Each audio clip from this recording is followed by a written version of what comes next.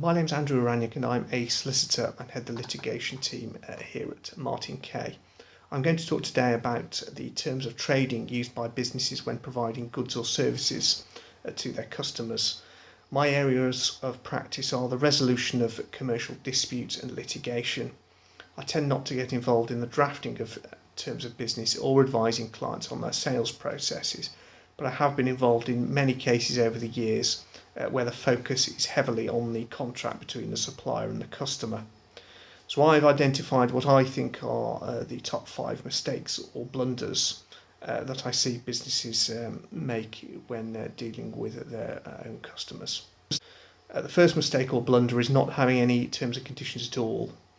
If a business supplies goods or services without having any terms and conditions in place, the transaction will generally proceed subject to the default rules in the sale of goods or supply of services legislation. This might mean, for example, that you cannot retain title to goods that you've supplied that the customer hasn't paid for, or that you cannot limit liability in any way, or perhaps stipulate your own payment terms. Worse still, if the customer has their own terms of purchase, the transaction may take place on those terms, which will heavily favour the customer and therefore disadvantage the supplier. The second mistake or blunder is having terms and conditions but then not incorporating them into the transaction.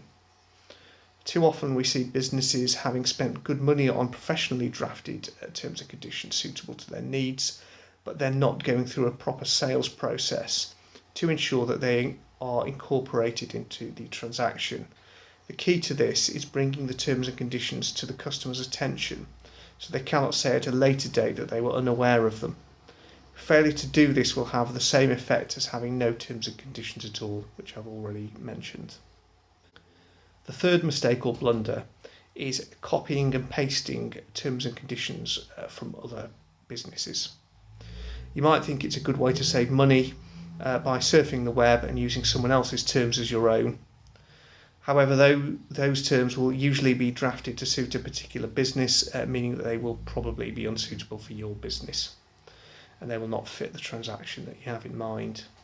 You might also find that you breach the copyright that the company whose terms they are have in those terms, which could land you in hot water. The fourth mistake or blunder is failing to include anything that limits or excludes liability for certain things.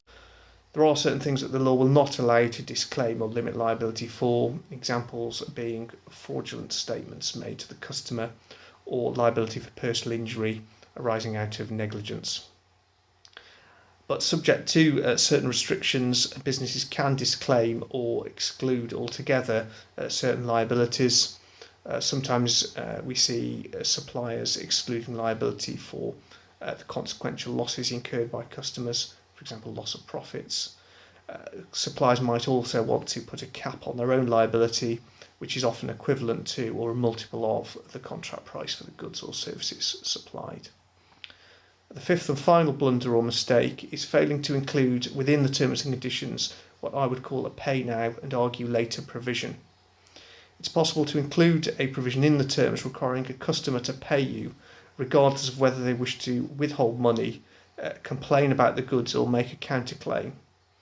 This sort of term will generally be enforceable, meaning that if your customer does not pay, you can sue and should be able to obtain payment of the monies due to you even before the customer's complaint or counterclaim is resolved. This is why I call it a pay now, argue later regime, in that the customer has to pay now and the argument is resolved at a later date. Thank you very much.